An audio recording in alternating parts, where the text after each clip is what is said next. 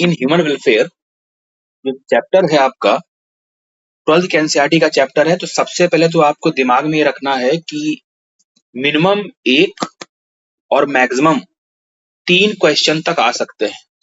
ये बात दिमाग में रखिएगा कि मिनिमम 1 या मैक्सिमम 3 क्वेश्चन तक आ सकते हैं इस चैप्टर में। चैप्टर का नाम है माइक्रोब्स इन ह्यूमन वेलफेयर। देखिए, आपको पता है ना कि बैक्टीरिया की बात करें या फंगस की बात करें या प्रोटोजोन्स की बात करें,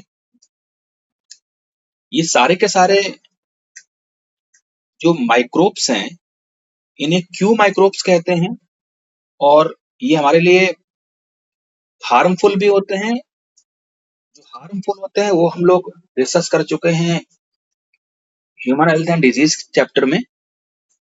यहाँ पर हम लोग बात करेंगे इस चैप्टर में आखिर जो माइक्रोब्स हैं हमको फायदा कैसे पहुंचाते हैं। तो एक बात तो क्लियर होनी चाहिए आपको बेटा कि मिनिमम 1 और मैक्सिमम 3 क्वेश्चन तक मिल सकते हैं आपको नीट एग्जाम में। एक बात तो दिमाग में रखना है। अब आगे बढ़ रहे हैं, बिल्कुल फोकस करके चलिएगा और जैसे ही ये टॉपिक खत्म करेंगे हम उस पर बेस्ड कुछ क्वेश्चंस भी कराएंगे आपको और पूरा वीडियो आपके पास पहुंच जाएगा। चलिए स्टार्ट करते हैं। साइड में जो आपको एक लिस्ट बनी हुई है उस पर देख रहे हैं हम, एक इंडेक्स बनी हुई है। हमें सबसे पहले तो माइक्रोब्स के बारे में जानना है, इसके बाद हम लोग इस पॉइंट को क्लियर करेंगे, उसके बाद हम लोग इस पॉइंट को क्लियर करेंगे। सारे टॉपिक से क्वेश्चन बनते हैं नीट में। बेटा पॉइंट ये है कि एनसीईआरटी लिख रही है बेसाइड्स मैक्रोस्कोपिक प्लांट एंड एनिमल्स। अब यहां मैक्रोस्कोपिक शब्द का इस्तेमाल किया है। मैक्रोस्कोपिक मतलब है जो बड़े होते हैं, जो हमको नेकेड आई से दिखते हैं। तो प्लांट्स भी हमको नेकेड आई से दिखते हैं और एनिमल्स भी हमको नेकेड आई से दिखते हैं, तो ये सब मैक्रोस्कोपिक होते हैं। इनके अलावा माइक्रोब्स, किसके अलावा? प्लांट्स और एनिमल्स के अलावा माइक्रोब्स। अब माइक्रोब्स में कौन कौन आ गया बेटा मेरे? बैक्टीरिया आ गया, फंगस आ गया और प्रोटोजोआ आ गया। Microbes are the major components of biological system on this earth. Plants हमारी अर्थ का हिस्सा हैं, सिस्टम बना रहे हैं। एनिमल्स हमारी अर्थ में सिस्टम प्रोड्यूस कर रहे हैं। वैसे ही बैक्टीरिया, फंगस और प्रोटोजोन्स भी अर्थ में बायोलॉजिकल सिस्टम का एक इंपॉर्टेंट कंपोनेंट है। कैसे हैं आओ देखते हैं। आप एनसीईआरटी कह रही है, do you remember which kingdom among the living organism contain micro organism? ये बात उसने पूछ ली।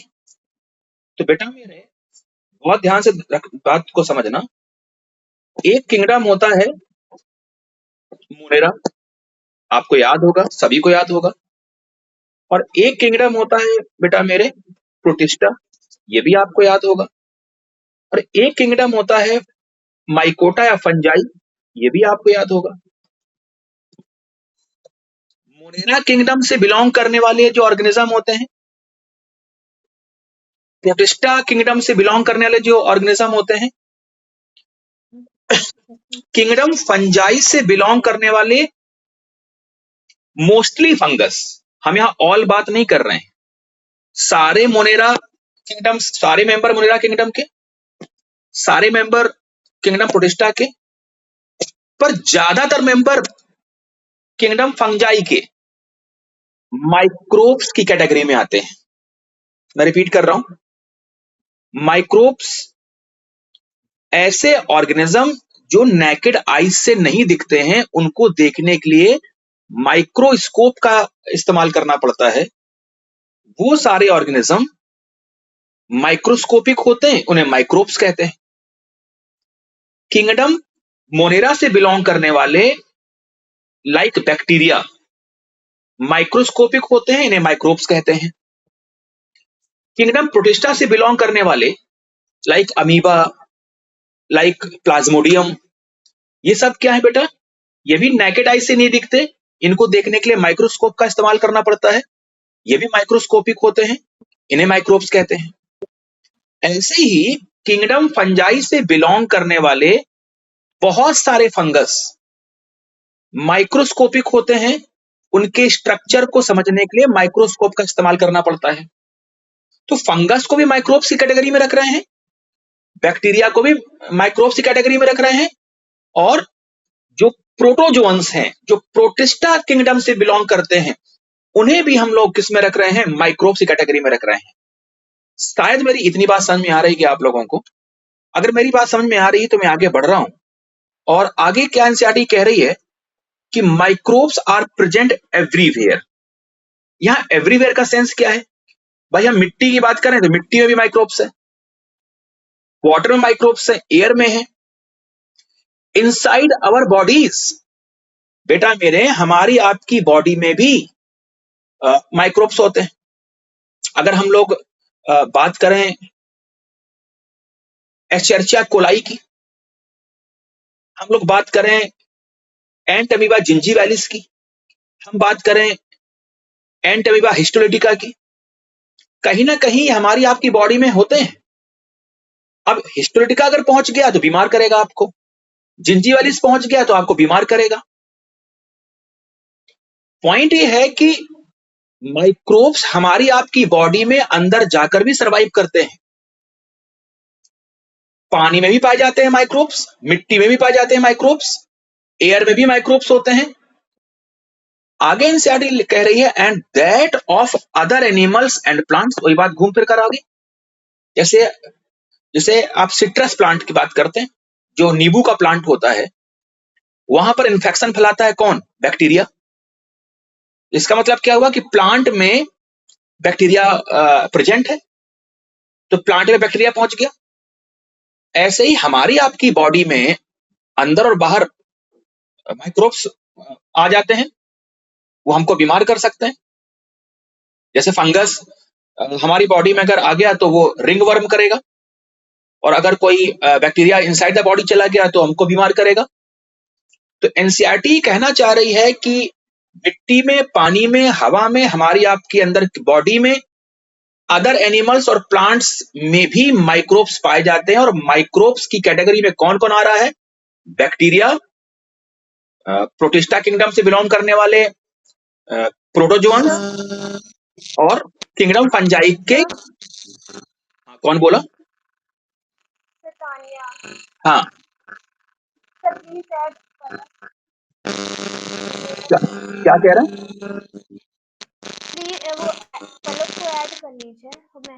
ओके ओके,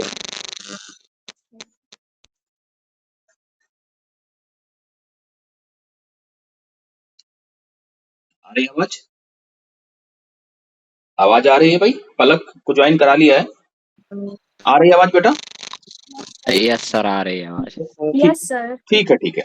तो देखिए अब पॉइंट क्या है, जरा सुनिएगा। पलक मैंने थोड़ा सा एक टॉपिक पढ़ाया है, अभी जब वीडियो भेज देंगे आपको तो आपको क्लियर हो जाएगा। हम कंटिन्यू कर रहे हैं, ठीक है बेटा? Okay sir. ओके, तो मैं आगे बढ़ रहा हूं। तो आपके दिमाग में, सारे बच्चों के दिमाग में एक बात होनी चाहिए कि माइक्रोब्स का मतलब किंगडम प्रोटिस्टा के मेंबर, माइक्रोब्स का मतलब किंगडम मोनेरा के मेंबर, माइक्रोब्स का मतलब किंगडम फंजाई के मेंबर्स। अब कुछ और बातें भी मैं एड ऑन करूंगा अभी, लेकिन इसके पहले हम एनसीईआरटी की लाइन को डिकोड कर रहे हैं। ध्यान देना मैं क्या समझा रहा हूं। एनसीईआरटी आगे कह रही है कि they are present, they are का मतलब यहां पर माइक्रोब से है, they are present even at sites where no other life form could possibly exist. ये बड़ी इंटरेस्टिंग बात है भैया। आपको पता होना चाहिए कि माइक्रोब्स वहां भी मिलते हैं जहां पर हमारा आपका जिंदा रहना पॉसिबल नहीं है, किसी अदर एनिमल का या अदर प्लांट का रहना पॉसिबल नहीं है, सरवाइव करना पॉसिबल नहीं है। तो जहां अदर एनिमल और प्लांट का सर्वाइवल पॉसिबल नहीं है, वहां पर भी सरवाइव करते हैं कौन? माइक्रोब्स। कैसे? आओ देखते हैं। Deep inside the geysers. भाई हम सबको पता है कि जहां गर्म पानी होता है, गीजर में, हमारे आपके घर में भी गीजर्स होते हैं, तो जहां भी गर्म पानी है, 100 डिग्री सेल्सियस के ऊपर खौलता हुआ पानी है, तो 100 डिग्री सेल्सियस या उससे ज्यादा जो टेम्परेचर होगा जहां पर पानी का, वहां पर भी पाए जाएंगे क्या, माइक्रोब्स। एक बात एनसीईआरटी लिख रही है कि where the temperature may be as high as, लिखा भी उसने, देखिए 100 डिग्री सेल्सियस। दूसरा है डीप इन द सॉइल। तीसरा है under the layers of snow. अब जहां बर्फ की लेयर्स हैं, जहां बर्फ के पहाड़ हैं, जहां बर्फीले तूफान आते हैं, जहां बर्फीली हवाएं चलती हैं, बहुत सारी बर्फ है, बर्फ की बारिश हो रही है, वहां पर भी क्या है, वहां पर भी माइक्रोब्स मिलेंगे। आगे एनसीईआरटी लिख रही है and in highly acidic environment. बेटा मेरे, आप लोगों को याद होगा जब मैं आप लोगों को बायोलॉजिकल क्लासिफिकेशन पढ़ा रहा था तो मैंने वहां पर आप लोगों को बताया होगा कि कुछ ऐसे माइक्रोब्स होते हैं लाइक आर्की बैक्टीरिया जो एसिडिक नेचर के पानी में और जहां का टेम्परेचर 100+ होता है, थर्मोएसिडोफाइल्स बोलते हैं, याद आ रहा है? उन्हें आर्की बैक्टीरिया को थर्मोएसिडोफाइल्स बोलते थे। तो वो क्या है, वो 100 डिग्री सेल्सियस प्लस वाले टेम्परेचर में रहते हैं, और जिस पानी में वो मिलते हैं उसका जो पीएच होता है 2 के आसपास होता है। तो पानी एसिडिक है और टेम्परेचर 100+ है, किसी भी अदर ऑर्गेनिज्म का वहां पर जिंदा रहना पॉसिबल ही नहीं है। लेकिन उसी एसिडिक नेचर में, उसी टेम्परेचर में कौन मौजूद है, आर्की बैक्टीरिया। और चूंकि आर्की बैक्टीरिया की बात कर रहे हैं तो सिंपल सी बात है, माइक्रोब्स की बात कर रहे हैं। आगे हम लोग बढ़ रहे हैं। क्या यहां तक सारे बच्चों को मेरी बात समझ में आ रही बेटा? Yes sir. ठीक है, आगे बढ़ रहे हैं। एनसीईआरटी कह रही है कि माइक्रोब्स आर डाइवर्स। अब एक्चुअली मैंने पहले ही बता रखा है कि माइक्रोब्स की कैटेगरी में कौन कौन आता है। माइक्रोब्स कैटेगरी में आ रहे हैं प्रोटोजोआ। अब प्रोटोजोआ किससे बिलोंग करता है, किंगडम प्रोटिस्टा से। माइक्रोब्स में आ रहे हैं बैक्टीरिया, माइक्रोब्स में आ रहे हैं फंजाई। तो प्रोटोजोआ का किंगडम क्या होता है, प्रोटिस्टा। बैक्टीरिया का किंगडम क्या होता है, मोनेरा। फंजाई का किंगडम क्या होता है, किंगडम फंजाई। अब यहां पर थोड़ी इंटरेस्टिंग बातें, इस पर गौर करिएगा। एनसीईआरटी लिख रही microscopic animal and plant viruses, viroids and also prions. बड़ी ही बेहतरीन बात है, और इसको समझते हैं। एक्चुअली एनसीईआरटी ए सेलुलर मतलब क्या है, जिसमें सेल नहीं है। ए सेलुलर का मतलब होता है बेटा मेरे, जिसमें सेल नहीं होती है। ऐसे नॉन लिविंग और लिविंग नेचर रखने वाले ऑर्गेनिज्म को, या ए सेलुलर नॉन लिविंग ऑर्गेनिज्म को वायरस कहते हैं। अब ध्यान देना भैया, वायरस में सेल नहीं होती है, वायरस में सेल नहीं है तो उसको मैंने ए सेलुलर लिख दिया है। एक्सपर्ट्स कह रहे हैं कि बैक्टीरिया तो माइक्रोब है ही, प्रोटोजोअन्स तो माइक्रोब है ही, फंगस भी हैं, पर इनके साथ साथ एनिमल और प्लांट में पाए जाने वाले वायरसेस को भी माइक्रोब्स माना गया है। तो वायरस को हमें अलग से पढ़ना है, क्योंकि ये बिना सेल वाले हैं, विदाउट सेल, इनमें सेल ही नहीं होती, इसलिए इसको ए सेलुलर कह दिया। अब आ जाता है वायरॉइड्स। आपको याद होगा लो मॉलिक्यूलर वेट वाले आरएनए पाए जाते हैं ऐसे पैथोजेंस में। तो जिनमें लो मॉलिक्यूलर वेट का केवल आरएनए होता है, ऐसे पैथोजन को वायरॉइड्स कहते हैं। और वायरॉइड्स भी क्या हैं, माइक्रोब्स की कैटेगरी में आ रहे हैं। और फिर आगे लिख रही है एनसीईआरटी ऑल्सो प्रियॉन्स। प्रियॉन्स बेटा मेरे ऐसे ऑर्गेनिज्म कह सकते हैं, एक्चुअली एग्जैक्ट वर्ड ऑर्गेनिज्म नहीं माना जाएगा, पर ये मान के चल रहे हैं एक्सपर्ट कि ऐसे ए सेलुलर पैथोजेंस हैं जो, जिनमें केवल प्रोटीन होती है, इनमें जेनेटिक मटेरियल भी नहीं होता है, पर ये सरवाइव कर रहे हैं अर्थ में। तो जिन पैथोजेंस में उनकी बॉडी केवल प्रोटीन की बनी हुई है और कुछ भी नहीं है, वो प्रियॉन्स होते हैं। ऐसे पैथोजन जिनकी बॉडी में जेनेटिक मटेरियल केवल लो मॉलिक्यूलर वेट का आरएनए है, वो वायरॉइड्स होते हैं। वायरस क्या होते हैं, जिनकी बॉडी डीएनए या आरएनए से बनी होती है प्लस प्रोटीन होती है। तो वायरस वो होते हैं जिनमें डीएनए या आरएनए होता है, दोनों में से कोई एक, प्लस प्रोटीन होती है, वो वायरस होते हैं। वायरस क्या होते हैं, जिनमें लो मॉलिक्यूलर वेट का केवल आरएनए होता है और कुछ भी नहीं होता। और प्रियॉन्स क्या है, जो प्रोटीन्स के बने होते हैं। इन्हें भी एक्चुअली एक्सपर्ट्स और साइंटिस्ट माइक्रोब्स कह रहे हैं। इतनी बात अगर आपको समझ में आ रही है तो मैं आगे बढ़ रहा हूं। आगे बढ़ रहे हैं तो बेटा मेरे एनसीईआरटी कुछ और भी कहना चाह रही है। अब जरा ध्यान देना, बड़ी इंटरेस्टिंग बात है और ये बातें कभी कभी स्टेटमेंट वाइज क्वेश्चन या असर्शन रीजन बना देती है। बहुत सिंपल सी लाइन लिखी हुई पर यहां से क्वेश्चन बन जाता है।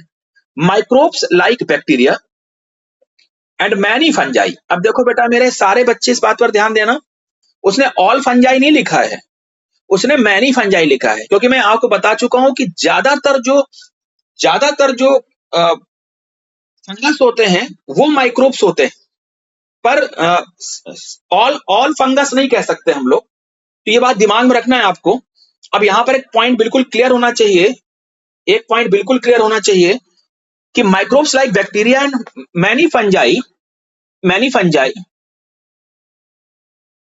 Can be grown on nutritive media to form colonies.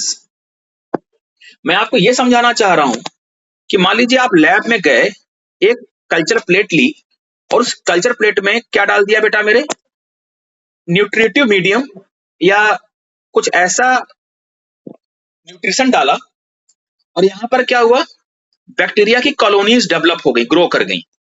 तो एनसीईआरटी कहना चाह रही है कि अगर आप माइक्रोब्स यानी कि बैक्टीरिया और मैनी फंजाई इनको अगर न्यूट्रिशन देते हैं तो ये क्या बना लेते हैं, ये कॉलोनीज बना लेते हैं। और बेटा मेरे जब ये कॉलोनीज बना लेते हैं तो फिर हमको ये नेकेड आई से दिखने लगते हैं। अभी तक सिंगल माइक्रोब हमें नेकेड आई से नहीं दिखता था, उसके लिए हमको माइक्रोस्कोप का इस्तेमाल करना पड़ता था। और एनसीईआरटी ने लिखा हुआ है कि बैक्टीरिया और ज्यादातर फंगस, मैनी फंजाई, बहुत सारे फंजाई, अगर उनको लैब में या घर पे भी अगर आप उनको न्यूट्रिटिव मीडियम देते हैं तो वो ग्रुप में प्रोड्यूस होंगे, कॉलोनीज फॉर्म करेंगे, और फिर उस कॉलोनी को हमें देखने के लिए माइक्रोस्कोप का इस्तेमाल नहीं करना पड़ेगा, क्योंकि हमको नेकेड आई से दिख सकते हैं। ये पॉइंट क्लियर हुआ सब लोगों को बेटा मेरे? और अगर ये पॉइंट क्लियर हुआ तो हम लोग आगे बढ़ रहे हैं। अब आप जब अपनी एनसीईआरटी में देखेंगे तो आपको एक सेकंड पेज पे कुछ डायग्राम दिखेंगे। दिख रहे हैं आप लोगों को डायग्राम? बोलो भैया। Yes, yes sir. सर। ठीक है। दिख रहा है। अब आप जरा ध्यान देना, हम यहां पर टिक लगा रहे हैं, हम यहां पर टिक लगा रहे हैं। एक्चुअली ये सब कॉलोनीज हैं बैक्टीरिया की। अब देखना, गौर करना, अगर आप लोगों को थोड़ा भी बायोलॉजिकल क्लासिफिकेशन याद होगा, सारे बच्चों को याद होगा, सब लोग अच्छे हो, याद ये होगा कि हम लोगों ने जब बायोलॉजिकल क्लासिफिकेशन पढ़ा था क्लास में, तो मैंने आपसे कहा था कि शेप के बेसिस पे बैक्टीरिया 4 तरह के हैं। तो देखिए, यस सर। रॉड शेप्ड लिखा है, स्फेरिकल लिखा है, बोलो बेटा दिख रहा है आपको? और तो देखिए, Yes, sir. तो यस देखिए सर। ये हो गए रॉड शेप्ड, तो बैसिलस बोलते हैं। याद आया कुछ कि नहीं आया? आया सर। और जब स्फेरिकल होते हैं उसे कॉकस बोलते हैं। आया? कॉकस। यस। तो बैसिलस वाले बैक्टीरिया ये कॉकस हैं, और यहां पर एक्चुअली ये फ्लैजलेटेड बैक्टीरिया हैं। और आपको पता है कि फ्लैजला होते भी हैं बैक्टीरिया में, फ्लैजला नहीं भी होते हैं। तो ये जो 3 डायग्राम बने हुए हैं, ध्यान से देख लीजिएगा बेटा, ये 3 डायग्राम दिखाए गए हैं बैसिलस बैक्टीरिया के, कॉकस बैक्टीरिया के और फ्लैजलेटेड बैक्टीरिया के। अब जब और डायग्राम देखते हैं, जो ग्रीन कलर का डायग्राम बना है, यहां पर ग्रीन कलर का जो डायग्राम बना हुआ है बेटा मेरे, ये बैक्टीरियोफाज है, ये बैक्टीरियोफाज वायरस है। ऐसे वायरस जो बैक्टीरिया पर अटैक करते हैं, जो बैक्टीरिया को किल करते हैं, ऐसे वायरस को बैक्टीरियोफाज कहते हैं। तो बेटा मेरे जो मैंने टिक लगाया यहां पर, ये बैक्टीरियोफाज वायरस है। अब एक बड़ा ही इंटरेस्टिंग क्वेश्चन यहां से आ सकता है, तो इस पर जरा गौर करना बेटा। आप देख रहे हैं कि यहां पर जो एक वायरस बना हुआ है, ये वाला, एक्चुअली इसे कहते हैं एडिनो वायरस। Adeno virus. और ये वायरस क्या करता है, आपके रिस्पिरेटरी सिस्टम में प्रॉब्लम करेगा, इन्फेक्शन फैलाएगा। तो एडिनो वायरस रिस्पिरेटरी सिस्टम को डिस्टर्ब करता है, ये वाला। ये बैक्टीरियोफाज है, जो किसको खत्म करता है, बैक्टीरिया को खत्म करता है, ये बैक्टीरियोफाज है।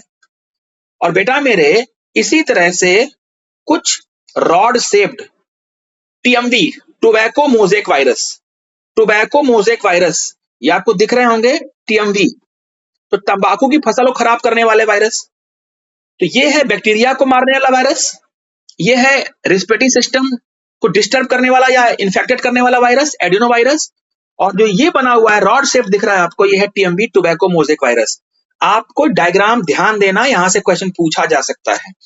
अगर आप लोगों को ये वाला, और ये तो कल्चर करने वाला सिस्टम है कि फंगल कॉलोनी कैसे डेवलप करते हैं, बैक्टीरियल कॉलोनी कैसे डेवलप करते हैं, ये मैं आपको ऑलरेडी पढ़ा चुका हूं। मैं आगे बढ़ रहा हूं, यहां तक कोई डाउट नहीं होना चाहिए किसी बच्चे को। है क्या? है क्या बेटा? No sir. ठीक है, No, sir. ठीक है। तो जिस प्लेट में, जिस डिश में एक्चुअली इन्हें डेवलप करते हैं बैक्टीरिया की कॉलोनी और फंगस की कॉलोनी लैब में, उसे पेट्री डिश कहते हैं। बच्चों वाली बात है, मैंने पेट्री आपको डिश। याद दिला दिया है। Yes sir. मैं आगे बढ़ रहा हूं और आगे एनसीईआरटी कुछ और भी कह रही है, ध्यान दीजिएगा। In chapter 7 you have read the microbes cause a large number of disease. NCERT कहना चाह रही है कि माइक्रोब्स एक्चुअली बीमारी क्रिएट करते थे, हम पिछले चैप्टर में पढ़ चुके हैं। पर यहां पर हमको फायदा देखना है, एक्चुअली फायदा कैसे होता है माइक्रोब से। They also cause disease in animals and plants. तो थोड़ा सा आपकी याददाश्त को मैं चेक करता हूं और फिर मैं आगे बढ़ता हूं। एनसीईआरटी कह रही है कि आपको पता है कि एनिमल्स और प्लांट्स में बीमारी करते हैं माइक्रोब्स। तो मैं अगर यहां पर लिख रहा हूं सिट्रस प्लांट, नींबू की बात कर रहे हैं, खट्टे प्लांट, खट्टे जो फल होते हैं, हम सिट्रस प्लांट्स की बात करते हैं। बेटा मेरे, कोई बता सकता है कि सिट्रस प्लांट में जो डिजीज होती है, उस डिजीज का नाम क्या होता है? नींबू के प्लांट में बीमारी जो होती है, जो उसका फल खराब होता है, कौन बोलेगा? Citrus canker. ठीक है, डिजीज, ठीक है, डिजीज का नाम है सिट्रस कैंकर। ठीक बात है बेटा, ये बात बिल्कुल क्लियर हो गई। ठीक है, हालांकि कैंकर की स्पेलिंग सी से स्टार्ट होती है, पर मैंने आपको समझाने के लिए बता दिया है। ठीक है, सिट्रस कैंकर। अच्छा, ये जो सिट्रस कैंकर नाम की डिजीज हुई है, इसे करता कौन है? बैक्टीरिया करता है, सबको पता है, बैक्टीरिया करता है ना बेटा। और बैक्टीरिया का नाम क्या है, कोई बता सकता है? Xanthomonas citri. Very good. ये जो बैक्टीरिया होता है बेटा मेरे, बाय बैक्टीरिया, और इस बैक्टीरिया का नाम होता है ज़ैंथोमोनास सिट्री। एक्स से स्पेलिंग स्टार्ट होती है। यानी हमने आपको कुछ पुरानी बातें याद दिला दी। ऐसे ही एनिमल की बात करते हैं तो सिंपल सा हम आपको याद दिला रहे हैं। आपको अगर किसी ह्यूमन बीइंग को टेटनस होता है, टेटनस, तो कोई बता सकता है टेटनस किससे होता है? भाई आपको पता है टेटनस किससे होता है? टेटनस होता है बैक्टीरिया से। और बैक्टीरिया का नाम क्या है? Clostridium tetani. याद आया? तो बेटा बिल्कुल Yes, क्लियर sir. हो रहा है कि ये कह रहा है कि माइक्रोब्स तो बीमारी क्रिएट करते हैं। अच्छा, अब आगे बढ़ते हैं। एनसीईआरटी लिख रही है कि but this should not make you think that all microbes, इसका ये कतई मतलब नहीं कि सारे माइक्रोब्स हार्मफुल होते हैं, अच्छे भी होते हैं। वो जो अच्छे वाले हैं उन्हीं की हम बात करने जा रहे हैं। और सबसे पहले बात करने जा रहे हैं किसकी? Microbes in house hold products की बात करने जा रहे हैं। देखते हैं कि जो हमारे घरेलू चीजें हैं, हमको आपको घरेलू चीजों में कैसे हेल्प करते हैं, घरेलू चीजें बनाने में कैसे हेल्प करते हैं ये माइक्रोब्स। तो बहुत ध्यान से मेरी बात को सुनिएगा। मैं शॉर्ट में कुछ लिखा रहा हूँ, थोड़ा ध्यान देना। जैसे सिट्रस प्लांट, नींबू वगैरह की बात कर रहे हैं, वहां डिजीज होती है, डिजीज को सिट्रस कैंकर क्रिएट करता है, ये बैक्टीरिया होता है, सॉरी, डिजीज का नाम सिट्रस कैंकर है और डिजीज को करने वाला बैक्टीरिया है, और बैक्टीरिया का नाम ज़ैंथोमोनास सिट्री होता है। टेटनस कौन करता है? बैक्टीरिया करता है, और बैक्टीरिया का नाम क्या होता है? Clostridium tetani. ये छोटी छोटी बातें हैं। अब फायदा ढूंढते हैं, माइक्रोब्स हमें कैसे फायदा पहुंचा रहे हैं, बहुत इंपॉर्टेंट है, ध्यान दीजिएगा। You would be surprised to know that we use microbes or products derived from them every day. A common example is the production of curd. तो भैया हम सबको पता है कि हमको आपको दही खाने को मिल रहा है, घर पे दही जमाया जाता है। तो दही जमाया जाता है, एक्चुअली दही बनाने में किसका रोल है? ध्यान देना। तो आपको बहुत इंटरेस्टिंग बात एनसीईआरटी की देखना है, समझना है। जब भी कभी हम लोग बात करेंगे कर्ड की, जब भी हम लोग कर्ड की बात करेंगे यानी कि दही की बात करेंगे, तो दही के लिए कौन जिम्मेदार है? दही के लिए जिम्मेदार है, अब यहां थोड़ा सा आप लोगों को बच्चे कंफ्यूज भी होते हैं इस पॉइंट पे। दही के लिए कौन रिस्पॉन्सिबल है? एक बैक्टीरिया होता है, इसका नाम क्या है? लैक्टोबैसिलस। तो आपको ये दिमाग में रखना है, बैक्टीरिया का नाम क्या है? लैक्टोबैसिलस। अब जो लैक्टोबैसिलस है, इसके साथ में कुछ अदर बैक्टीरिया भी हैं। जो लैक्टोबैसिलस तो है ही मेन, कुछ अदर बैक्टीरिया भी हैं, और फिर इस पूरे ग्रुप को, जो अदर बैक्टीरिया का है, इसे बोल देते हैं क्या? लैब बोल देते हैं। तो आपको एक कहानी पता होनी चाहिए, बच्चे कंफ्यूज रहते हैं, लैक्टोबैसिलस कोई लैब बोल देते हैं। नहीं, लैक्टोबैसिलस बैक्टीरिया है, इसके साथ इसकी हेल्प करते हैं अदर बैक्टीरिया। इस अदर बैक्टीरिया का जो ग्रुप है, जो लैक्टोबैसिलस के साथ मिलकर काम कर रहा है, उस ग्रुप को बोलते हैं क्या? लैब। और लैब का फुल फॉर्म होता है लैक्टिक एसिड बैक्टीरिया। अब सुनिए ध्यान से मेरी बात, आप किसी तरह का कोई कंफ्यूजन नहीं होना चाहिए। चलिए बेटा मेरे आगे बढ़ रहे हैं। Micro organism such as lactobacillus and others, देखो पॉइंट आ गया, and others commonly called lactic acid bacteria, जिसे लैब कह रहे हैं। कहां ग्रो करेगा? दूध में, मिल्क में। और जैसे ही ये दूध में ग्रो करेगा, ये दूध को कन्वर्ट कर देगा किसमें? दही में। चलो कैसे करता हो सिखाते हैं, कैसे करता ये सिखाते हैं। जहां जहां जगह मिल रही मैं वहां सिखा रहा हूं आपको, ध्यान देना। भाई आपको पता है कि जो दूध होता है, इसमें क्या क्या होता है? भैया दूध में क्या है? पानी। दूध में क्या है? Water, protein. प्रोटीन। दूध में क्या है? फैट। ठीक, अब सुनना,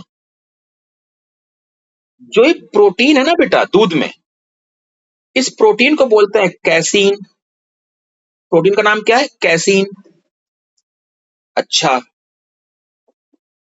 जब दूध दूध होता है यानी मिल्क, प्योर फॉर्म में मिल्क है, उस समय प्रोटीन दूध के पानी को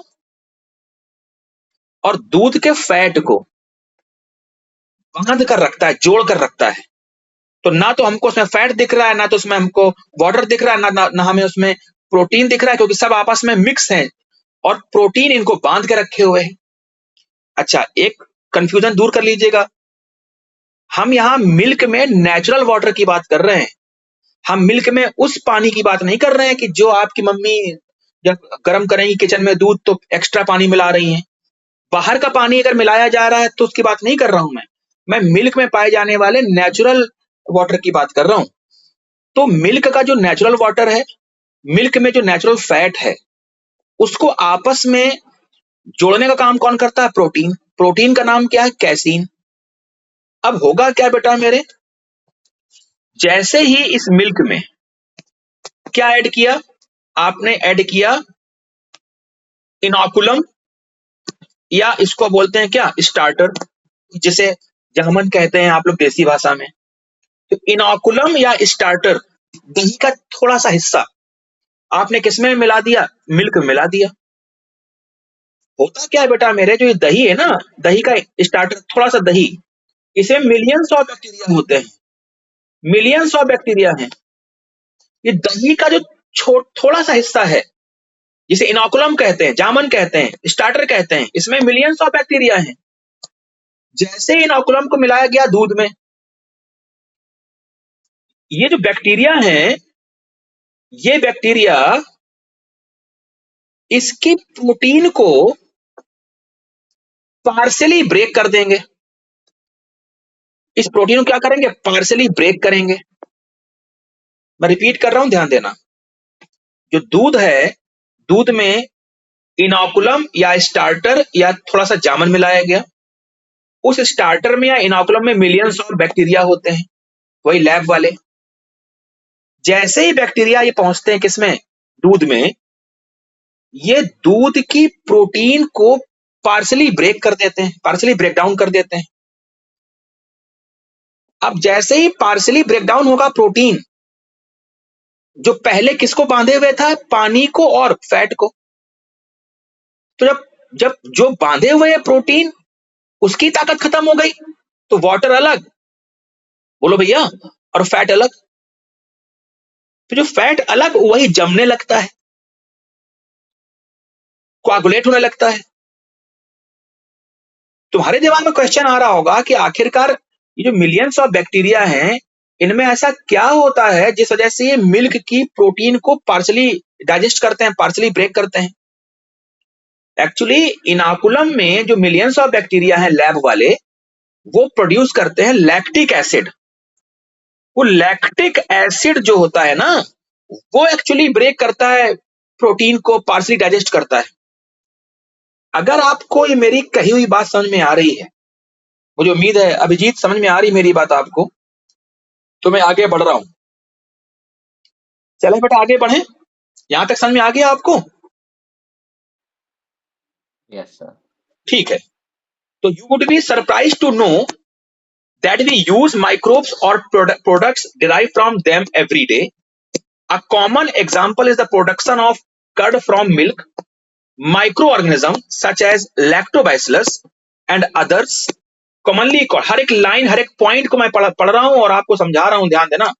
लैक्टिक एसिड बैक्टीरिया, जिसे शॉर्ट में लैब कहते हैं, grow in milk and convert it to curd. कैसे होता है देखिएगा, वही जो मैंने अभी आपको सिखाया है वही यहां पर लिखा हुआ है। During growth the LAB produce acids. कौन सा एसिड बेटा मेरे, कौन सा acid? Lactic acid. Lactic acid that coagulate and partially digest, पूरी तरह से नहीं, पार्शली डाइजेस्ट करते हैं, पार्शली तोड़ते हैं। किसको तोड़ा जाता है बेटा मेरे? मिल्क प्रोटीन्स को। और जैसा मैंने अभी आपको बताया है कि मिल्क प्रोटीन का नाम क्या है, कैसीन। अब आगे कह रहा है कि a small amount of curd added to the fresh milk, और उस थोड़े से अमाउंट को, दही का जो जामन होता है, उसे बायो की भाषा में या इंग्लिश में इनोकुलम और स्टार्टर कहते हैं, जो मैं आपको सिखा चुका हूं। और थोड़े से दही में, थोड़े से इनोकुलम में, थोड़े से स्टार्टर में मिलियंस ऑफ लैब होते हैं, ये बात भी दिमाग में रखना है। अगर आपको इतनी बात समझ में आ रही है, आगे उसने एनसीईआरटी कह रही विच एट, ये बड़ी गजब की बात लिखी गई है, सुइटेबल टेम्परेचर। अच्छा, इतना तो आप लोग मल्टीप्लाई, इतना तो आप लोग जानते होंगे कि जो दही आप घर में मम्मी जमाती हैं, या घर में कोई भी दादी नानी जो भी हैं जमाती हैं घर में दही, वो फ्रिज में अंदर रख के जमाती हैं दही या फ्रिज के बाहर जमाती हैं दही? फ्रिज के बाहर। फ्रिज के बाहर। एक आंसर मिल गया। दूसरी बात ये मैं पूछ रहा हूं कि सर्दियों में और गर्मियों में, दोनों मौसम में दही जल्दी कब जमता है? सर गर्मियों में। सर्दियों में। गर्मियों में। सर्दी में कौन कह रहा है? गर्मियों में। गर्मी में। अब आप सुनिए ध्यान से बेटा मेरे, एनसीईआरटी लिख रही है suitable temperature.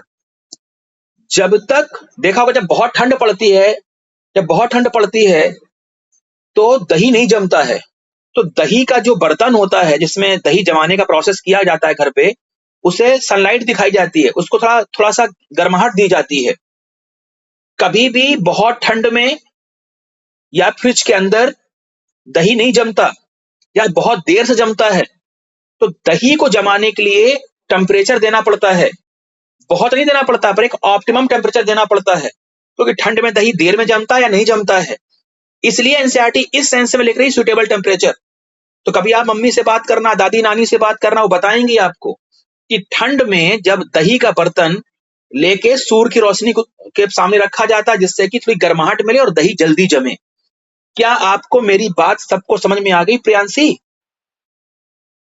Yes Yes. Sir. ठीक बात है, सभी लोग सुन रहे होंगे, सभी लोग समझ रहे होंगे। कहीं पर भी किसी भी बच्चे कोई दिक्कत हो मुझसे पूछ लेना, मैं ये वीडियो भी आप लोग को भेज दूंगा, भी ग्रुप में डाल दूंगा। तो आप लोग समझते रहिए, देखते रहिए, सुनते रहिए। और मैं थोड़ा बैक्टीरिया के बारे में या बीमारी के बारे में, जो डिजीज वगैरह, मैं शॉर्ट में लिख रहा हूँ, तो वीडियो में चूंकि मैं बोलता रहता हूँ, तो आप लोग उस शॉर्ट फॉर्म को समझ लेना। ठीक है भाई, आगे बढ़ रहे हैं। सर। Yes sir. अब इंटरेस्टिंग बात क्या है, सुन लीजिएगा। हमारे आपके जो फैमिली के जो यंग मेंबर हैं या जो ओल्ड मेंबर हैं, सभी लोग आपको अभी भी और बचपन में भी आपको सिखाया जाता होगा कि आपके खाने में, आपकी डाइट में दही जरूर होना चाहिए। दही एक बहुत अच्छा फूड होता है। क्यों होता है? एनसीईआरटी इस बात को लिख रही है, आओ देखते हैं क्यों होता है। आप गौर करना। तो हम लोग कहां पर थे बेटा? हम लोग यहां पर थे कि which at suitable temperature multiply thus converting milk to curd, which also improve its nutritional quality by increasing vitamin B12। एक पॉइंट ये दिमाग में रखिएगा। अब आगे देखते हैं। विटामिन बी, तो दही का संबंध विटामिन B12 से है, इस बात को दिमाग में रखना, क्वेश्चन बनेगा यहां से। इन अवर स्टमक, हम यहां पर गट की बात कर रहे हैं, स्टमक की बात कर रहे हैं। जो बैक्टीरिया है लैब, ये एक्चुअली क्या करता है? बहुत ही बेनिफिशियल रोल निभाता है।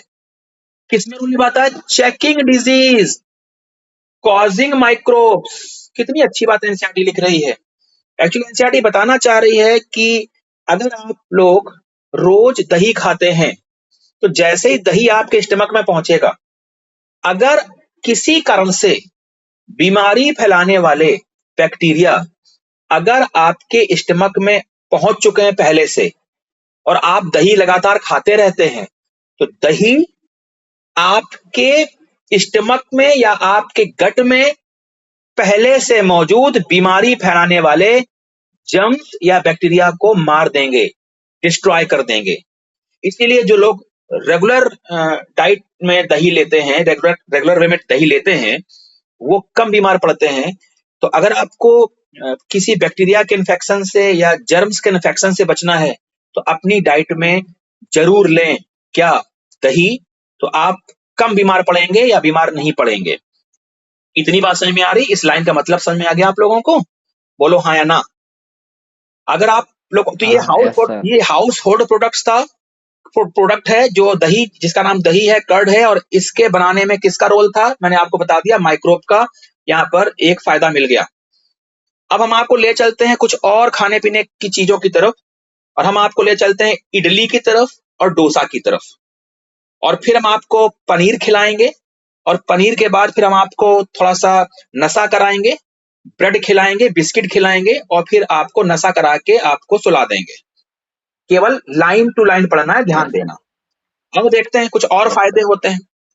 और नशा कराने का मतलब वो नशा नहीं, नशा का मतलब है पढ़ाई का नशा।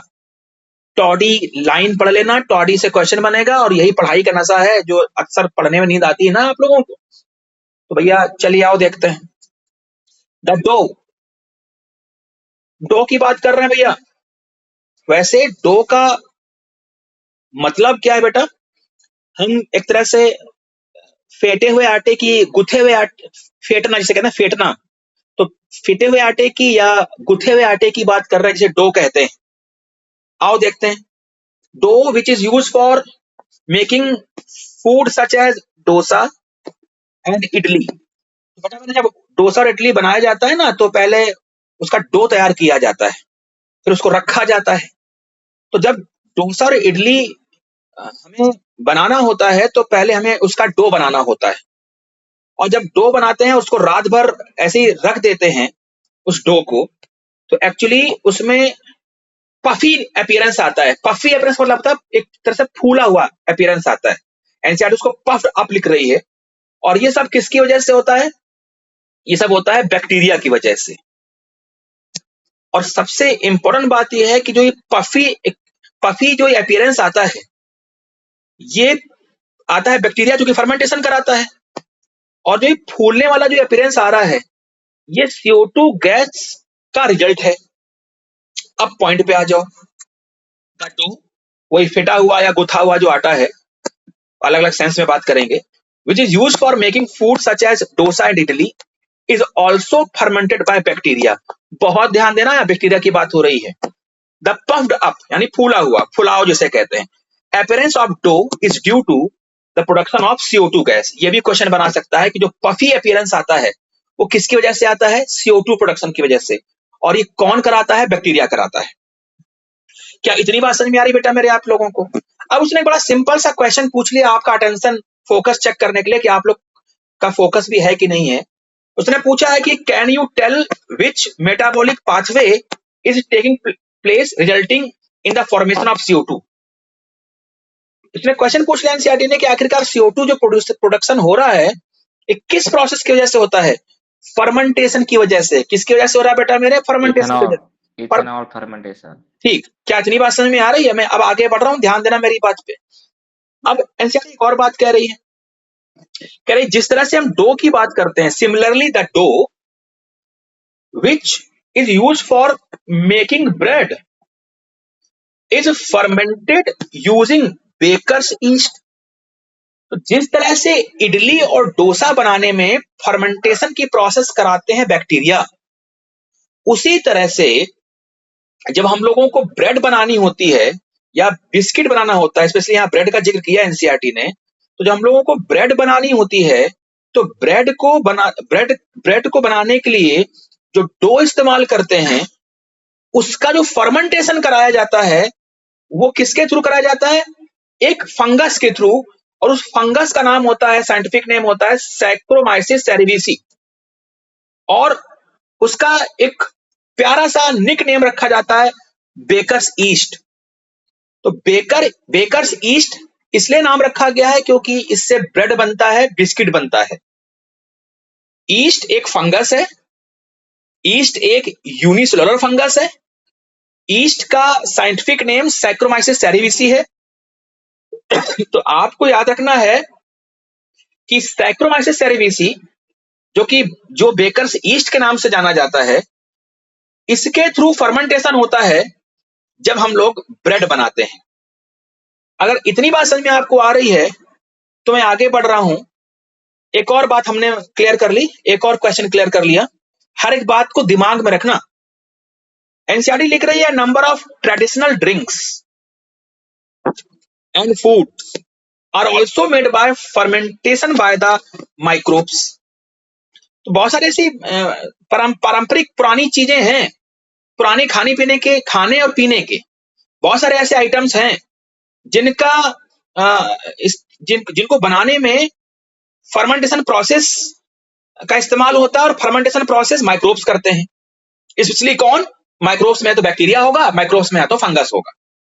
आओ देखते हैं पीने वाली चीज, जिसे मैंने अभी नशे का नाम लिया था कि नशा कराएंगे। एक्चुअली हम टॉडी की बात कर रहे थे कि लोग कैसे इस टॉडी को बनाते हैं।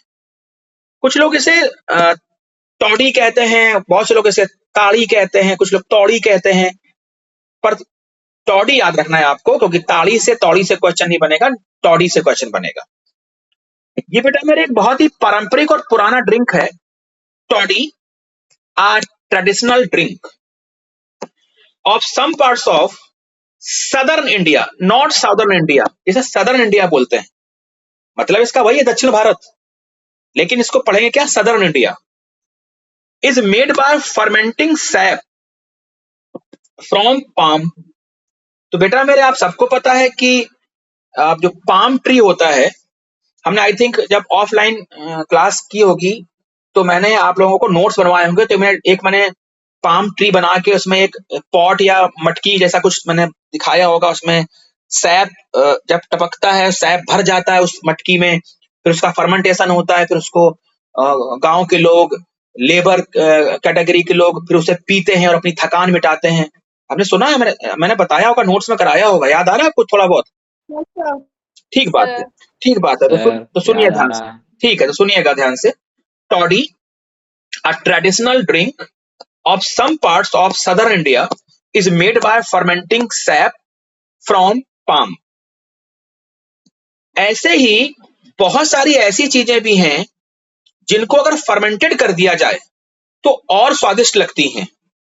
जैसे अगर बहुत से लोग ऐसे होते हैं जो फिश को फर्मेंटेड करके, यानी उसमें फर्मेंटेशन की प्रोसेस करके तब खाते हैं, तो फर्मेंट फिश भी खाई जाती है और स्वादिष्ट लगती है खाने में। सोयाबीन को फर्मेंट करके खाते हैं, और बैम्बू स्टेम, जो बांस का टुकड़ा होता है, बांस का जो स्टेम होता है, उसको भी फर्मेंट, सूट लिखा है यहाँ पर बेटा मेरे, बैम्बू सूट लिखा हुआ है, तो बांस का जो स्टेम होता है, बांस का जो टुकड़ा होता है, उसको भी फर्मेंटेड करके खाते हैं तो स्वादिष्ट लगता है। तो मछली को फर्मेंटेड करके खा सकते हैं, सोयाबीन को और बैम्बू सूट को ध्यान रखना है, और ये क्या करता है, टेस्टी फूड बनाता है। यहां तक क्लियर हो गया। अब हमने आपसे कहा था ना कि हम आपको पनीर खिलाएंगे, चीज खिलाएंगे। आओ देखते हैं भाई, थोड़ा चीज में आते हैं। ये सारे के सारे हाउस होल्ड प्रोडक्ट्स हैं, यानी सब फूड आइटम्स हैं जिसके फॉर्मेशन में या तो बैक्टीरिया इन्वॉल्व है या तो फंगस इन्वॉल्व है। अब बेटा मेरे यहाँ पर बात कर रहे हैं किसकी, चीज की। एक्चुअली दो तरह के चीज होते हैं, एक लार्ज होल्स वाले चीज और एक स्मॉल होल्स वाले चीज। तो दो कैटेगरी के चीज पूछे जाते हैं एग्जाम में क्वेश्चन के रूप में। आओ देखते हैं कैसे। चीज is one of the oldest food item. ये बड़ी गजब की बात लिखी है।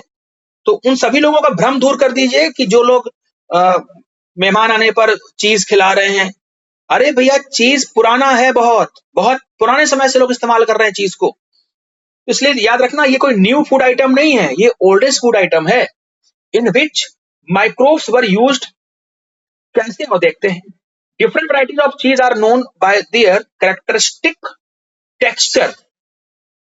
जब भी कभी बेटा मेरे टेक्सचर की बात आएगी तो एक्चुअली बनावट की बात आ रही है, उसके शेप की बात आ रही है। तो मैंने कहा ना कि कुछ बड़े छेदों के पनीर होते हैं, चीज होते हैं, कुछ छोटे होल्स के। तो बड़े होल्स वाला चीज है या छोटे होल्स वाला चीज है, उस बनावट को टेक्सचर कहा जा रहा है, एक बात। और बेटा मेरे फ्लेवर और टेस्ट तो जानते हैं आप लोग। तो आपको दिमाग में रखना है कि टेक्सचर, फ्लेवर और टेस्ट, इस हिसाब से चीज दो तरह का है। कौन कौन सा देखिएगा, इन तीनों पॉइंट पर ध्यान दीजिएगा। मैंने अंडरलाइन कर रखा है, लिखा हुआ है the specificity coming from the microbes used. For example, अगर लार्ज होल का चीज है, लार्ज होल का चीज है, उसे कहा जाता है स्विस चीज। और बेटा मेरे स्विस चीज एक्चुअली जो लार्ज होल्स का है, वो लार्ज होल क्रिएट क्यों होते हैं, क्योंकि बहुत ज्यादा अमाउंट में बनती है CO2। तो जब स्विस चीज बनाया जाता है तो फर्मेंटेशन की प्रोसेस होती है। फर्मेंटेशन की प्रोसेस जब होगी तो लार्ज अमाउंट में CO2 बनती है, और उस CO2 की वजह से लार्ज होल्स बन जाते हैं। और खास बात यह है बेटा कि इस स्विस चीज को बनाने में फर्मेंटेशन की प्रोसेस के लिए बैक्टीरिया इन्वॉल्व होता है। बैक्टीरिया रिस्पॉन्सिबल है, और उस बैक्टीरिया का नाम होता है प्रोपियोनिबैक्टीरियम सर्मैनी। सभी बच्चों को बैक्टीरिया का नाम याद होना चाहिए, यहां से क्वेश्चन मिल सकता है। तो लार्ज होल्स के जो चीज हैं वो स्विस चीज होते हैं। पहला क्वेश्चन, लार्ज होल कैसे क्रिएट होते हैं, क्योंकि लार्ज अमाउंट में CO2 बनती है, इसलिए लार्ज होल क्रिएट हो जाते हैं। और ये चीज किससे बनता है, फर्मेंटेशन से। फर्मेंटेशन कौन कराता है, बैक्टीरिया। और बैक्टीरिया का नाम क्या है, प्रोपियोनिबैक्टीरियम सर्मैनी।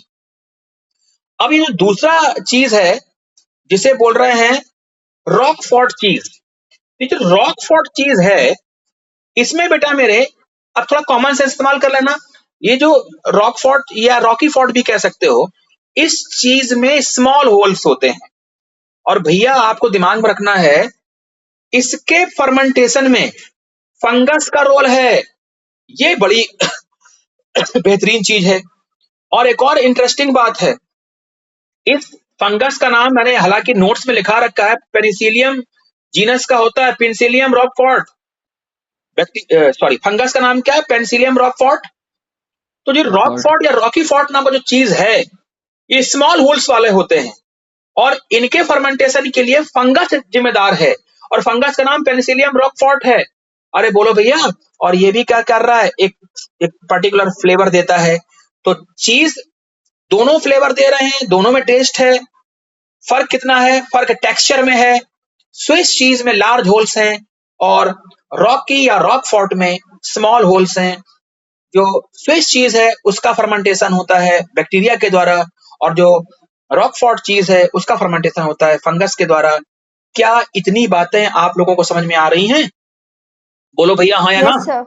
अगर इतनी बातें समझ में आ गई हैं तो बस कुछ कुछ नहीं, आप लोग अब अपनी पढ़ाई पढ़िए। हम कुछ इसी टॉपिक पर बेस्ड कुछ न्यूमेरिकल यानी कि MCQs और PYQs सॉल्व करके समझा के वीडियो में ऐड करेंगे और आपके पास 15 से 20 मिनट में विथ MCQs ये वीडियो पहुंच जाएगा। तो आप लोग अपने और टॉपिक को क्लियर करिए।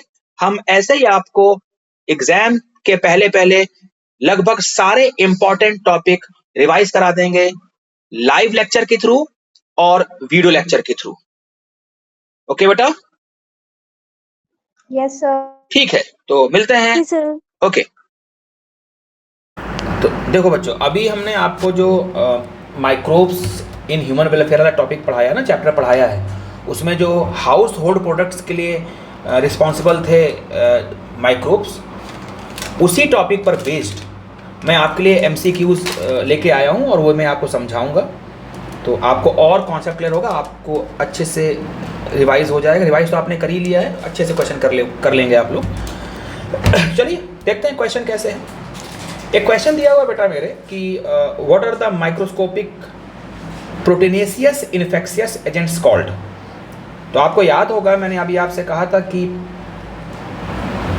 जैसे 4 ऑप्शन दिए हुए हैं, वायरवाइट्स दिया है, प्रियॉन्स दिया है, प्रोटोजोअन्स दिया और फंजाई दिया हुआ है। अब मैंने अभी जब आपको मैंने बिल्कुल स्टार्टिंग में अभी चैप्टर पढ़ाया है तो शुरुआत में मैंने एक बात बताई है आपको कि प्रियॉन्स ऐसे पैथोजन होते हैं जो जिनकी बॉडी केवल प्रोटीन की बनी होती है और ये इन्फेक्शन फैलाते हैं। तो बेटा मेरे इसका राइट आंसर क्या होगा? प्रियॉन्स होगा। दूसरा क्वेश्चन, जितना भी आपने पढ़ा है अभी ध्यान से वीडियो में सुना है, देखा है, सब उसी पर बेस्ड सारे क्वेश्चंस हैं। दूसरा क्वेश्चन है, बहुत समय नहीं लेना आपको, बहुत जल्दी, बस कॉन्सेप्ट आपको क्लियर है, आप आंसर देते जाएंगे। Select the correct statement about microbes. भाई अब क्या कह रहा है कि microbes such as bacteria and fungi can be grown on nutritive media to form colonies. ये बात बिल्कुल ठीक है। Only bacteria can be grown on a nutritive media to form colonies, ये बात गलत है। Viruses can not form colonies on any nutritive medium या मीडिया, ये बात भी गलत है। Nutritive media can only be used for the growth of plants, ये बात बिल्कुल, ये तो गलत ही, बिल्कुल कहीं से कोई सेंस ही नहीं इस बात का। और अभी NCERT ने लाइन लिखी भी है और मैंने आपको वीडियो के थ्रू समझाया भी है कि microbes such as bacteria and fungi can be grown on nutritive media to form colonies. यही आंसर परफेक्ट है, NCERT ने लाइन लिखी भी है। Right answer is A option. तीसरे क्वेश्चन में आते हैं। तो तीसरे क्वेश्चन में जब आएंगे बेटा मेरे, तो आप देख रहे हैं कि अभी ये पैट्री डिश बनी हुई है, मैंने अभी आपको दिखाया भी था। अब कह रहा है कि भाई ये जो पैट्री डिश बनी हुई है, कह रहा है कि study the figures given below and according choose the correct option given below. पहला दोनों डायग्राम आपको देखने हैं और इसमें कह रहा है कि पहली जो ये डिश है ये बैक्टीरियल कॉलोनी है इसमें है और दूसरे वाले में फंगल है। दूसरे ऑप्शन में कह रहा है कि पहले में फंगल है, दूसरे में बैक्टीरियल है। तीसरे में कह रहा है पहले में वायरल है, दूसरे में बैक्टीरियल है। और चौथे में कह रहा है पहले में बैक्टीरियल है, दूसरे में वायरल है। तो बेटा मेरे, आपने अभी डायग्राम भी देखा है, NCERT में डायग्राम बना हुआ है। ये है बैक्टीरियल कॉलोनी और ये है फंगल कॉलोनी, यानी ऑप्शन ए इज राइट। अब आगे बढ़ रहे हैं। अब देखिए, जैसे हमने डायग्राम देखा, ये आपको पता चल गया कि भाई क्या ये बैक्टीरियोफाज वायरस है। आपको पता है बैक्टीरियोफाज वायरस है। ये कह रहा है कि given below is the diagram of bacteriophage in which one of the option all the 6 parts A, B, C, D, E and F are correct। तो ये थोड़ा सा इस डायग्राम के थ्रू हम आपको थोड़ा सा इसमें एक्सप्लेन कर देंगे, तो आपको थोड़ी नॉलेज मिलेगी।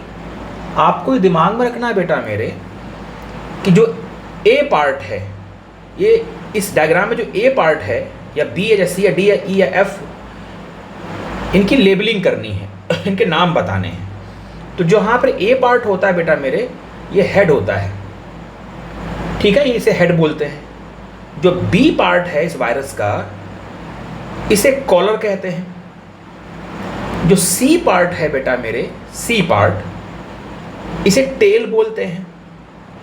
जो डी पार्ट है, डी पार्ट, उसे बोलते हैं, डी पार्ट को बोलते हैं प्लेट। जो ई पार्ट है उसे बोलते हैं पिंस। और जो F पार्ट है उसे बोलते हैं प्रोंग्स। प्रोंग्स। अब आप देखिए, अगर हमने जो नाम लिए हैं अभी, लेबलिंग की है हमने, तो ये सारी बातें रिस्पेक्टिवली इस ऑप्शन में दिख रही हैं, तो बी ऑप्शन इज करेक्ट। और सारे बच्चे इस लेबलिंग को ध्यान रखेंगे, यहां से आपको एक्स्ट्रा नॉलेज मिल गई। नेक्स्ट क्वेश्चन की तरफ बढ़ रहे हैं। अब एनसीईआरटी ने जो बना रखा है उस पर बेस्ड कुछ भी पूछ सकते हैं नीट में, इसलिए हर डायग्राम पर भी फोकस करना है। अब देखिए बेटा मेरे, कह रहा refer to the figure given below representing different microbes, choose the correct match from the list. तो आप इतने इंटेलिजेंट हैं कि आपको इतना तो आइडिया है ही कि भाई जो ये जल वाला जो ये बैक्टीरिया होता है, फ्लैजिलेटेड बैक्टीरिया, पर इसने यहाँ लिखा है एडेनोवायरस, ये तो गलत हो गया, ऑप्शन ए हो ही नहीं सकता। अब कह रहा है कि rod shaped tobacco mosaic virus,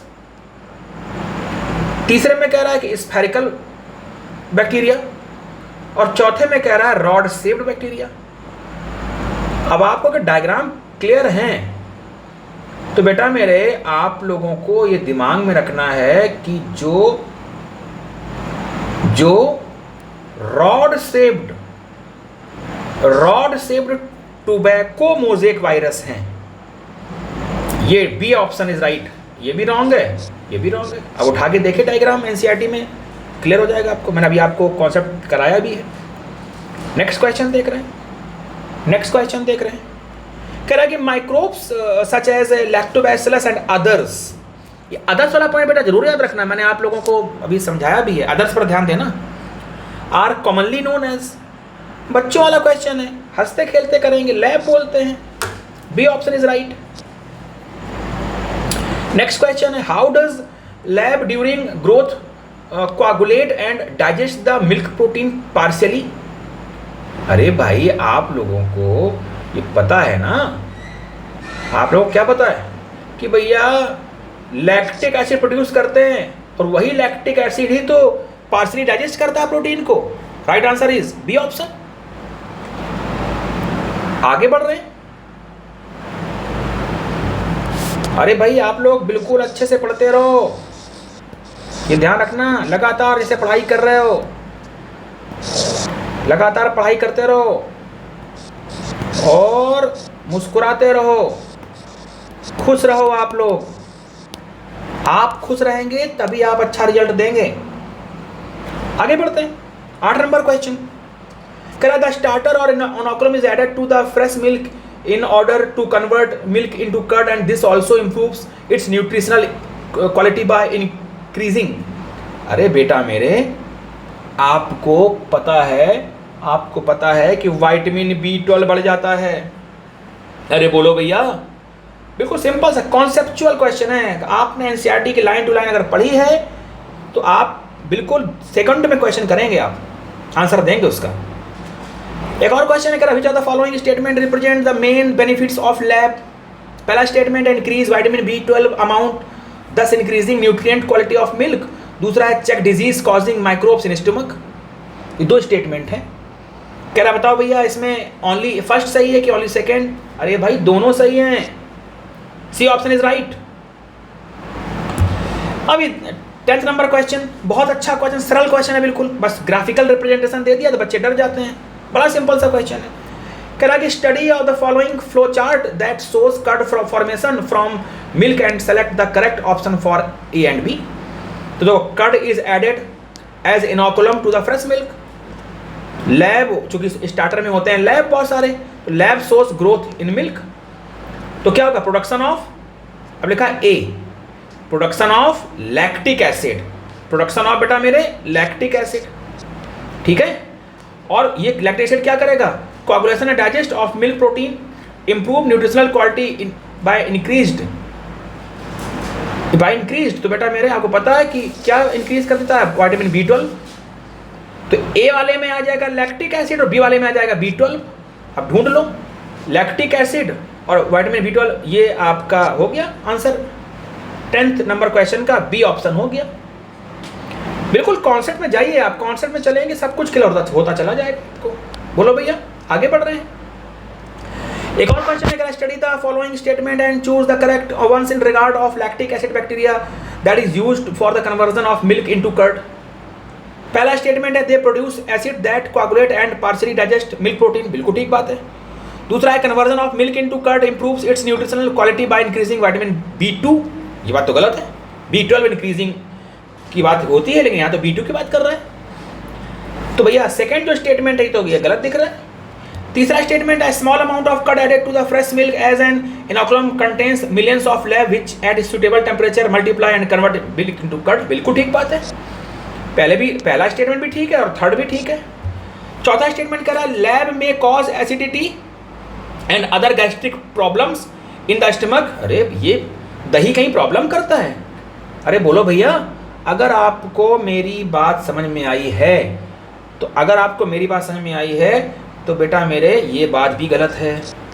कौन कौन सी बातें सही हैं लैब को लेकर? पहली और थर्ड, और फर्स्ट और थर्ड किस में आ रहा है? सी ऑप्शन में आ रहा है। C is right answer, C is right answer. आगे देख रहे हैं 12 नंबर क्वेश्चन में देख रहे हैं from the given options given below choose the microbe that is used for the fermentation of the dough for making food such as dosa and idli. अरे भैया डोसा और इडली के फर्मेंटेशन के लिए रिस्पॉन्सिबल होता है बैक्टीरिया, बिल्कुल सिंपल सा क्वेश्चन था। आप बिल्कुल सोते सोते क्वेश्चन कर देंगे, ये तो जागने की जरूरत भी नहीं है। आगे बढ़ रहे हैं 13 नंबर में आते हैं name the gas that is being release during the process by. अरे कुछ सोचना ही नहीं है, जैसे उसने गैस का नाम लिया फर्मेंटेशन को लेकर CO2 लगा दो answer. Next question the microorganism used for fermenting the dough for the making bread is known as. आपको पता है ना यूनिसेलुलर फंजाई, ईस्ट का scientific name Saccharomyces cerevisiae, right answer is C. Toddy a traditional drink of southern India is made by. अरे भाई इतना simple सा question है, ये तो आप लोग कर ही लोगे। 15 नंबर क्वेश्चन है बेटा मेरे, कह रहा टॉडी बनाने के लिए क्या इस्तेमाल करते हैं? तो बेटा मेरे आप सबको पता है कि टॉडी बनाने के लिए फर्मेंटेशन होता है, और टॉडी बनाने के लिए पाम ट्री का इस्तेमाल होता है। Right answer is A. Given below is the list of food products, how many of them are fermented using microbes. क्या मछली को फर्मेंटेड करते हैं? यस। क्या सोयाबीन को फर्मेंटेड करते हैं? यस। क्या बैम्बू शूट्स को फर्मेंटेड करते हैं? यस। यानी कि तीनों बातें सही हैं, इसलिए राइट आंसर है फर्स्ट, सेकंड एंड थर्ड, यानी डी ऑप्शन। 16 नंबर क्वेश्चन का डी ऑप्शन सही है, बिल्कुल ठीक बात। आगे बढ़ते हैं। Choose one of the oldest food item you know in which microbes were used. अरे भैया अभी मैंने आपसे कहा कि ओल्डेस्ट फूड आइटम है कौन? चीज, अभी सिखाया है। अगर आपने कॉन्सेप्ट क्लियर कर रखा है तो आप एक क्वेश्चन में 5 सेकंड ज़्यादा नहीं लगाएंगे, क्वेश्चन आंसर आ जाएगा। तो 17 नंबर का आंसर बेटा मैंने लगाया है सी। अब आते हैं 18 नंबर क्वेश्चन में, कह रहा है कि cheese gets in its flavour texture and taste due to the specificity coming from the microbes used, which of the following microbes produce large amount of CO2 resulting in large holes in cheese। तो बेटा large holes वाले जो चीज़ होते हैं वो actually होते हैं Swiss cheese, और स्विस चीज़ के फर्मेंटेशन, स्विस चीज़ को बनाने में जो फर्मेंटेशन की प्रोसेस होती है वो बैक्टीरिया करते हैं, और उस बैक्टीरिया का नाम होता है प्रोपियोनी बैक्टीरियम सरमैनी। बोलो है ना? तो 18 नंबर क्वेश्चन का सी ऑप्शन इज राइट। कह रहा है कि Roquefort cheese is ripened with specific A to give a particular flavour, here A refers to. अरे बेटा मेरे आपको पता है कि जो रॉकफोर्ट चीज़ होता है इसके फर्मेंटेशन में, इसके फॉर्मेशन में एक्चुअली जो इसका जो फ्लेवर क्रिएट होता है वो किसकी वजह से हो रहा है? वो हो रहा है फंजाई की वजह से। बोलो हाँ या ना? 19 नंबर क्वेश्चन का ऑप्शन बी राइट है। और बेटा मेरे एक और क्वेश्चन है, select the food items from the list below which are produced through fermentation by microorganism. Milk, dosa, toddy and cheese. कह रहा है कि इनमें से कौन सी ऐसी फूड आइटम है जो फर्मेंटेशन से तैयार होते हैं? तो बेटा मेरे एक बात बताओ, मुझे एक बात बताओ कि क्या डोसा फर्मेंटेशन से तैयार होता है? यस। क्या टॉडी होता है? यस। क्या चीज़ होता है? यस। पर क्या मिल्क होता है? नो। यानी कि second option sorry second, third और फोर्थ, ये किस में दिया हुआ है? सी ऑप्शन में दिया हुआ है। C is right answer. Second third थोड़ा सा क्रॉप करने में थोड़ा सा इधर उधर हो गया, तो आपको ध्यान रखना है, इसका सी ऑप्शन है, इसमें सेकंड, थर्ड और फोर्थ लिखा हुआ है। तो बच्चों आप लोग, ये बड़ा ही इम्पोर्टेंट टॉपिक था, बहुत इजी क्वेश्चन बनते हैं यहाँ से, और कॉन्सेप्ट क्लियर है तो कोई भी कठिन चीज़ आपको इजी लगेगी। एनसीईआरटी एग्ज़ाम के पहले एनसीईआरटी को लाइन टू लाइन पढ़िए आप लोग, कम खाइए, फ्रेश खाइए, अच्छी नींद लीजिए और केवल पढ़ाई करिए। अच्छी नींद का मतलब है 7 से 8 घंटे की नींद लीजिए और बस पढ़ाई करिए, फोकस करिए, बिल्कुल फ्रेश मूड में, फ्रेश माइंड में, सब कुछ अच्छा होगा। मेरा सभी जो लोग भी देख रहे हैं, सभी से मैं बोलूँगा कि आप लोग बस प्रैक्टिस करिए। एनसीईआरटी बायो में एनसीईआरटी लाइन टू लाइन पढ़िए। मैं वीडियो भी डाल रहा हूँ आप लोगों की हेल्प के लिए, मैं क्वेश्चंस भी दे रहा हूँ, मैं लाइव भी पढ़ा रहा हूँ। तो चलो मिलते हैं नेक्स्ट वीडियो में, नेक्स्ट टॉपिक में। ठीक है बेटा, चलिए, थैंक यू, गुड नाइट।